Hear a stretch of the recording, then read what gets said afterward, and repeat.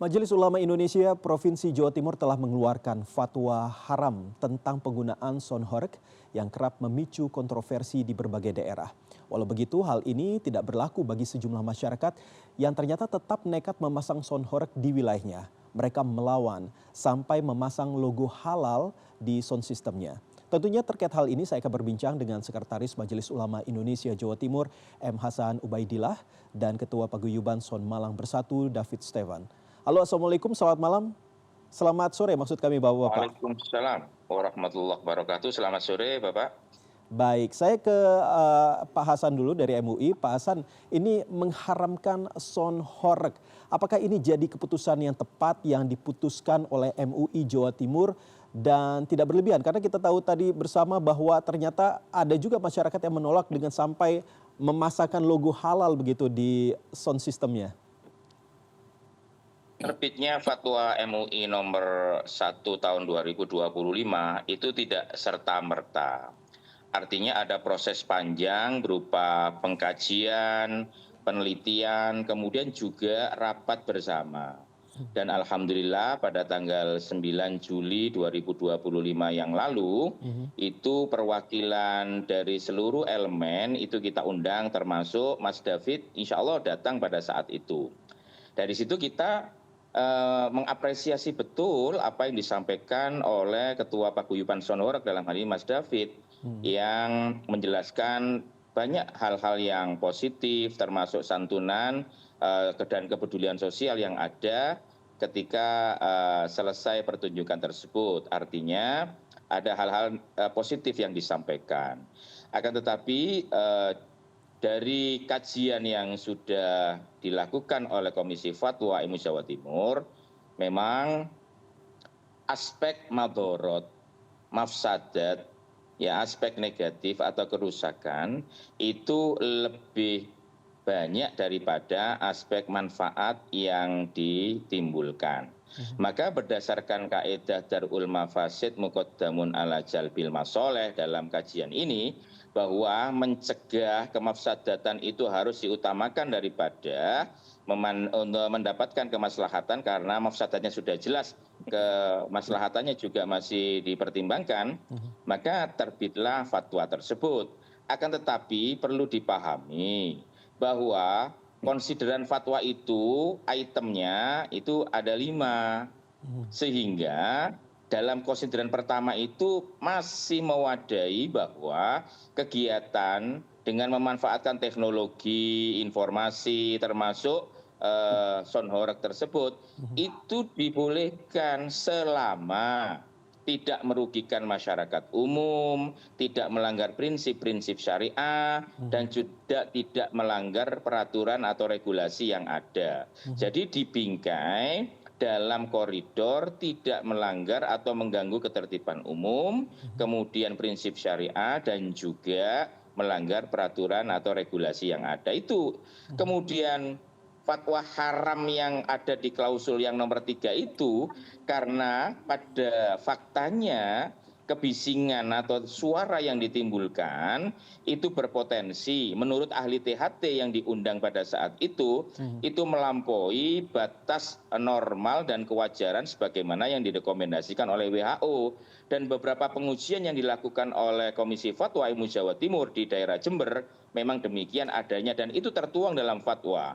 Maka apabila terpapar seperti ini berpotensi menyebabkan penyakit gangguan pendengaran secara permanen dan juga kardiovaskular tadi sebagaimana disebutkan tadi dan juga yang lain-lain, merugikan fasilitas umum juga. Ini yang kemudian menjadi latar belakang diharamkannya atau dikeluarkannya fatwa haram terhadap keberadaan soundhoreg saat ini. Terlebih pada pertunjukan tersebut ada potensi untuk tarian tersebut yang mengarah kepada pornografi atau porno aksi, dan juga ada fakta-fakta yang didapatkan di lapangan. Tidak jarang dalam pertunjukan tersebut ada yang minum minuman keras atau khamr, dan itu secara jelas itu diharamkan oleh agama, oleh syariat diharamkan. Itu yang melatar belakanginya, apalagi poin selanjutnya battle sound ya, battle sound atau perang perang Sonhoreg itu sangat luar biasa ya, mengganggu masyarakat karena memang keras-kerasan suara ini yang kemudian termasuk yang melatar belakangi bagaimana keluar fatwa haram terhadap kegiatan tersebut. Ini yang penting untuk disampaikan bahwa tidak hanya haram begitu saja, tapi ada gradasinya. Ada 5 butir fatwa yang di sana disampaikan, termasuk rekomendasinya. Baik, tapi Pak Anwar, bagaimana Pak Hasan maksud saya, bagaimana soal kekhawatiran bahwa fatwa MUI Jatim ini bisa menimbulkan kesan bahwa Islam menghalangi ekspresi budaya lokal? Oh tidak, makanya dalam diktum pertama dari fatwa tersebut, ketika ekspresi tersebut tidak melanggar prinsip-prinsip syariah, regulasi yang ada termasuk tidak mengganggu ketertiban umum, itu dibolehkan. Itu dibolehkan. Sehingga justru pada konsideran pertama dalam putusan tersebut, itu mewadahi bahwa ekspresi semacam ini asalkan positif dan tidak mengandung mafsadat itu diperbolehkan. Jadi kalau dibaca secara lengkap, fatwa tersebut justru di konsideran pertama itu ya mewadahi atau mengapresiasi sekali terkait dengan kreativitas budaya masyarakat. Baik, sekarang saya ke Mas David. Mas David, bagaimana respon Anda terkait dengan fatwa yang dikeluarkan oleh MUI Jawa Timur ini? Karena kita tahu bersama kan horeg itu artinya getaran begitu ya, bisa menimbulkan getaran. Itu sudah ada ciri khasnya begitu. Dengan adanya pengharaman ini bagaimana respon Anda? Saya mulai awal mungkin Pak Kiai juga sudah tahu ya. Kami ini tidak pernah melawan. Kami ini selalu menghormati apapun yang menjadi keputusan daripada MUI. Apapun yang menjadi keputusan daripada Pak Kiai dan para ulama. Makanya kemarin sempat ada kegiatan juga di Kabupaten Malang itu kami pegiat SON ini juga mensosialisasikan apa yang sudah menjadi fatwa daripada MUI. Jadi kalau misalkan langsung dihilangkan mungkin kami juga kesulitan. Tapi perlahan-lahan lah kami pasti bisa untuk memperbaiki diri. Karena Pak Kiai dan para ulama ini sudah mendukung kami, mendorong kami untuk menjadi lebih baik. Intinya kami tidak pernah melawan. Jadi kalau ada kata-kata Sonhoreg melawan itu sebenarnya tidak ada. Menurut kami tidak melawan. Kami menghormati, sangat menghormati. Dan kami sangat berterima kasih sekali kepada Pak Kiai dan para ulama. Kami bisa diundang, kami bisa dinasehati, kan seperti itu. Oke, tapi bagaimana dengan respon Anda? Karena ada sebagian masyarakat ataupun ya bisa dikatakan sebagai pengusaha Sonhoreg begitu ya. Kita lihat bersama di layar TV beberapa belakangan hari ini ada tulisan kata-kata halal. Apakah itu mewakili dari paguyuban ataupun persatuan dari Sonhoreg itu sendiri? Oh, tidak. Kalau kata-kata halal di belakang son atau di mana itu bukan niat kami untuk melawan. Karena seperti yang Pak Kiai tadi bilang itu di poin pertama itu kan banyak. Sebenarnya kan Mas David itu bisa hilangkan. Ya.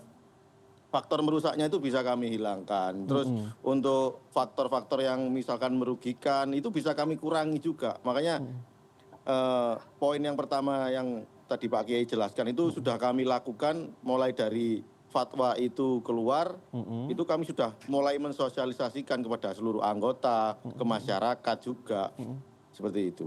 Berarti kerusakan-kerusakan yang dialami oleh masyarakat lalu merasa terganggu, apakah itu dibenarkan atau seperti apa ini jadinya Mas David? Apakah Kalau saya, gimana Mas David? Kalau saya pribadi dan kami pun juga tidak berkenan kalau ada kerusakan atau sebenarnya tidak berkenan. Kami itu juga tidak setuju dengan adanya kerusakan dan lain-lain seperti itu. Kami sangat tidak setuju dengan adanya penari-penari misalkan yang terlalu erotis terus kami sebenarnya dari dulu itu cuman kan kembali lagi kepada masyarakat itu yang memang membuat kami itu merasa kurang bisa menyampaikan seperti itu. Berarti sudah dilakukan pertemuan dengan pihak MUI Jawa Timur. Lalu bagaimana dengan keputusan untuk apa namanya menurunkan mungkin dari suaranya atau segala macam, berarti setuju ini ya, apapun yang nantinya akan menjadi aturan begitu. Oh, kami sangat setuju karena di daerah-daerah ini sekarang sudah ada, di daerah-daerah ini sudah ada aturan-aturan yang seperti itu. Cuman kembali lagi kadang itu masyarakat. Jadi kami kan juga sudah bilang ke Pak Kiai dan para ulama. Kami ini berada di antara susah dan tidak untuk melaksanakan itu karena kami oleh masyarakat itu sendiri kita disuruh seperti itu. Jadi kan serba repot juga. Tapi alhamdulillah mulai kemarin Pak Kiai ini masyarakat ini sudah mulai mengerti lah. Ada batasan-batasan sudah mulai, terus ada penari-penari itu juga disosialisasikan, tolong jangan berpakaian yang terlalu minim, jogetnya juga jangan terlalu seperti itu. Baik. Mungkin seperti itu. Baik, sekarang saya ke Pak Hasan lagi. Pak Hasan, ini bagaimana aturannya? Apakah sudah dibicarakan dengan pihak pemerintah, baik itu provinsi maupun pusat terkait dengan larangan tersebut? Ada rekomendasi di dalam fatwa tersebut meminta kepada pemerintah daerah atau gubernur dalam hal ini untuk mengkoordinasikan dengan bupati wali kota terkait dengan membuat regulasi atau semacam perda ya terkait dengan keberadaan sound horeg tersebut. Terkait dengan follow up bagaimana itu baik berupa perda atau pergub atau regulasi yang lain, itu urusan pemerintah. Tapi di sini penting sekali untuk sama-sama berkolaborasi termasuk aparat kepolisian agar ketertiban masyarakat ini bisa terjaga dan kenyamanan itu bisa dijunjung dan dihormati bersama. Saya sangat terima kasih kepada Mas David untuk mensosialisasikan fatwa ini kepada paguyubannya. Mudah-mudahan ini menjadi awal yang positif bagaimana sound horeg ke depan ini memang sesuai dengan prinsip-prinsip sebagaimana yang ada dalam fatwa tersebut. Oke. Ke Mas David lagi, Mas David, ini bagaimana? Apakah kan kalau saya tidak salah ini yang mengantre untuk memesan sound horeg ini ternyata masih cukup banyak begitu ya, masih cukup panjang. Ini bagaimana nanti nasibnya? Ya sejauh ini kita masih bisa bekerja. Makanya kan saya bilang perlahan-lahan kita mencobalah mensosialisasikan, ikut berperan serta dalam mensosialisasikan fatwa yang sudah dikeluarkan oleh MUI. Jadi ya alhamdulillah masyarakat bisa menerima lah. Tapi bukannya sudah dilarang oleh pihak kepolisian, apakah masih tetap lanjut mungkin dengan suara yang lebih kecil atau bagaimana? Padahal kan sound horeg itu udah dilarang. Iya, sekarang sudah mulai ada pengurangan volume. Kalau dari pihak kepolisian masih mengizinkan asalkan sesuai dengan peraturan yang sudah dibuat. Karena masing-masing daerah sudah ada peraturannya memang. Masalah desibel itu sudah ada aturannya, masalah lebar juga ada aturannya sendiri-sendiri. Jadi kami ya sekarang lebih menghormati keputusan dari para kiai dan para ulama. Baik, baik.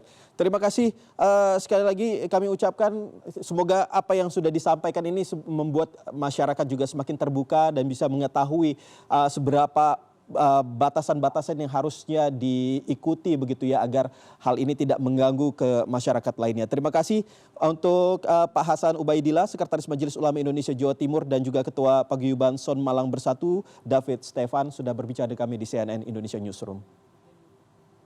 Terima kasih, terima kasih. Matur suwun.